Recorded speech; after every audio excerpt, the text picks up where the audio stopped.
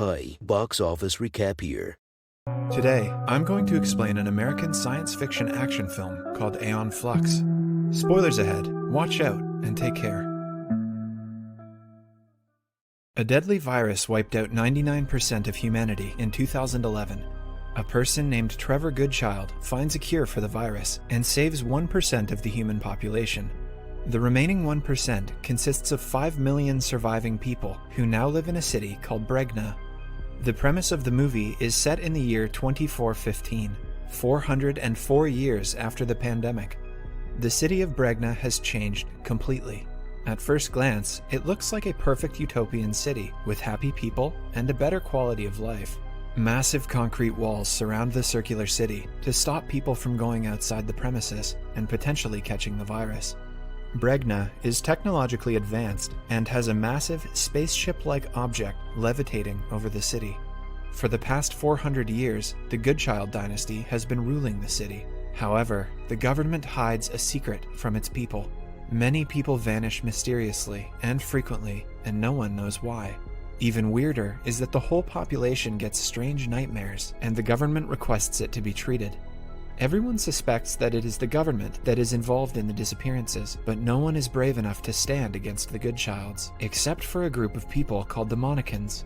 Monarchans are an underground rebel organization that aims to get the answers to the frequent disappearance and fight against the absolute rule of the Goodchilds. The protagonist of the movie, Aeon Flux, is a highly skilled assassin and a warrior who works secretly with the Monarchans.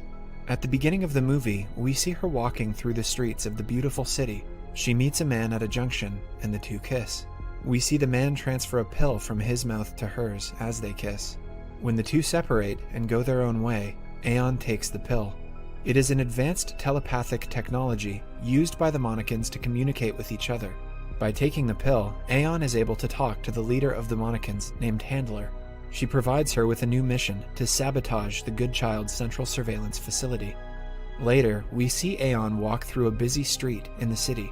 An old man shows people a picture of his daughter, asking if someone has seen her. Aeon meets her younger sister Una, and the two plan to meet for dinner that night. After her meeting with Una, she goes to the Goodchild's headquarters and very swiftly kills the 3 guards outside. She goes further in and defeats the other guards too. They do not match Aeon's fighting and spying skills. She jumps inside through the roof and sees the life of every person in the city being watched through some kind of technology. Aeon then plants a bug in the place and completes her mission successfully. That night, Aeon is going to Una's apartment, but on her way, she sees 2 men carrying Una's body away. She is shocked and freezes in her tracks. Some guards bring Una's boyfriends behind her. He looks at Aeon and tells her that Una wasn't a Monarchan, suggesting that she was killed for being misunderstood as a Monarchan. Aeon cannot stop thinking about her sister at night. She pledges to take revenge on the people who got her killed. A microphone embedded permanently on her ear tells her that Handler wants to see her. She uses telepathic technology to meet the leader. She hands her a new mission, the most important mission they have had yet. It is to kill the man who has made the cure and chairman of the Goodchild's rule, Trevor Goodchild. Aeon accepts the mission delightedly because she is getting a chance to kill the murderer of her sister. Handler blows her pollen from a flower and embeds Aeon with the plan of the mission. Sathandra, Aeon's friend and a fellow member of the Monarchan, will help her cross the border, which is the first step of the mission. The following day, Aeon and Sathandra start the plan. They run through the restricted premises of the Goodchild's residence and are shot by several weapons planted on the trees. Sathandra helps Aeon to get through the traps and leaves her to complete the rest of the mission alone and waits outside for her. Inside the massive residence, we see Trevor Goodchild talk to his brother and a co-member of their government, Oren Goodchild. The two talk about a system their world is working on. Trevor is actively trying to better the said system because it harms the people currently, but Oren is in the favor of continuing the current system even though it is hurting the people. Sometime later, Aeon finds Trevor in an auditorium practicing a speech. She comes in front of him and points her gun at him. However, before she can pull the trigger, Trevor calls her Catherine. Aeon gets a flashback of 2 people kissing and cannot seem to shoot him. Someone from behind her knocks her unconscious. When she opens her eyes, she is in a cell. One of the walls becomes transparent, revealing Trevor standing on the other side. Aeon asks him about calling her Catherine earlier, but Trevor doesn't tell her why he did. He claims it is good to see her again, and leaves. A part on the wall reverses, offering her food and water, but Aeon suspects that the water is spiked by looking through her microscope embedded in her eyes. She takes a sample of it with her. She then calls on some marbles that she had spread throughout the facility. The marbles explode, creating an opening, through which Aeon runs away. Then we see Oren and other members of the government who aren't fond of Trevor's idea talk about Aeon's escape. Oren dismisses them all, but later meets Trevor's secretary, Inari. As they talk, we get to know that Oren was the one who manipulated the Monacans into wanting to kill Trevor. He wants his brother dead and wants to do it discreetly, so his death won't track back to him. Aeon then goes to see Una's boyfriend, who tells her that the liquid she was given has a message that will be told to her when she drinks it. Aeon then drinks the liquid, and Trevor talks to her in her head. He asks her why she didn't kill him earlier when she had a chance, and then he calls her to a place. Aeon rushes to go meet him. She asks him for an answer to all this, but he instead questions her why she is here, wanting her to remember the truth herself. In the heat of the moment, the two kiss. After a while, Aeon wakes up naked beside Trevor and is confused. She doesn't know what took over her earlier. She strangles him and knocks him out. Aeon then finds a secret door leading to a library. An armor suddenly latches onto her and brings her to Trevor's lab. She sees that he has been performing some kind of experiment, but just then, she is confronted by Trevor's personal security and assistant, Freya. Freya knows her as the assassin sent to kill her boss, so she attacks her. The women get into an intense fight, both equally skilled. In the end, Aeon manages to escape through a secret opening. When Trevor comes back to consciousness, Freya tells him that she escaped, and he asks her to bring Aeon back, alive.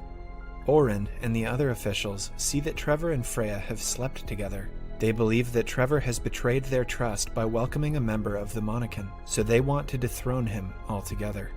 She goes back to meet Sithandra and tells her she has aborted the mission. They get into an argument, after which Aeon ties Sithandra up and runs away. She sees the floating structure in the sky through which the good childs keep an eye on the citizens. She climbs up to reach it. Inside, she sees a strange man controlling a strange panel. The man sees Aeon and welcomes her back. He points towards a direction and disappears, leaving a confused Aeon to do whatever she likes. She goes to the panel and realizes the device has information about everyone in the city, so she searches for her sister's name. As it turns out, Una has been reborn as Sasha Prelo. She gets her address and runs to see her sister. Meanwhile, Sithandra informs Handler about Aeon's betrayal. Handler assigns more members of the Monacans to eliminate Aeon. Trevor reaches the flying object and meets the man who happens to be the ship's keeper. After knowing she went to see her sister, Trevor runs there too. Aeon holds her baby sister with teary eyes when Trevor reaches there. He finally reveals to her the truth about Bregna. When the virus first spread 400 years ago, Trevor and a group of scientists developed the cure and saved some of the world. But the cure had a terrible side effect. It made all the women infertile. So, humans only had that one generation to live.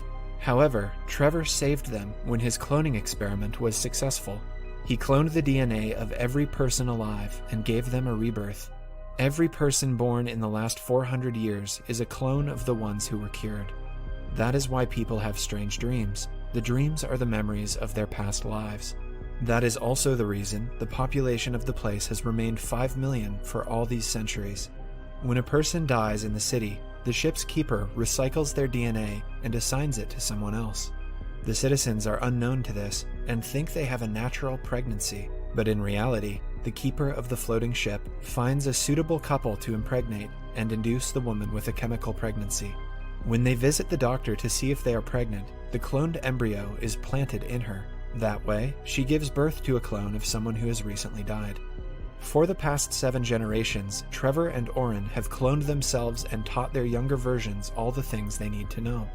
Then, Trevor also tells Aeon that this method is not permanent, and he has been looking for a way to re-induce natural pregnancy for all these years. Turns out, Una was subject to Trevor's experiment, who had successfully been pregnant naturally, but Oren killed her because he wants the cloning process to go on forever, so he can live forever. He wants to be immortal. As Aeon looks at her sister, the place is attacked by Oren's men, but with Aeon's fighting skills, she protects Trevor, and the two manage to run away from the place while being pursued by the men. They reach a train station and escape by boarding a train. However, Trevor has been shot. Aeon quickly takes him to a nearby quiet area and takes the bullets out of his body. She peels off her skin and puts it on his, healing his wounds. Trevor then claims that they have to go to his lab to collect his files on the experiment he performed on Una, so he could induce natural pregnancy again. Aeon asks him about their relationship, and Trevor claims that she was Catherine, his wife, 400 years ago. Oren has told Trevor that she died because of the virus, but her DNA clone was protected. Aeon is beyond surprised, but they do not have much time to chat.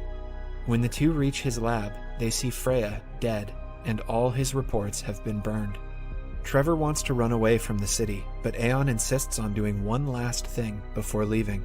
She wants to destroy the floating ship because she believes that cloning is playing with nature. Humans are supposed to die, and she doesn't want that to change anymore. But before she can shoot the ship down, Oren and his men surround the two.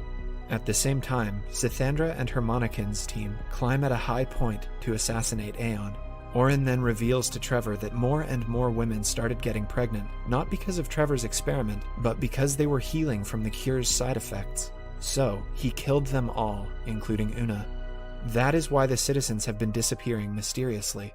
He now plans to kill both of them and continue the world of cloning. As they talk, Aeon notices Sithandra far away. She uses telepathy technology to convince her to help them.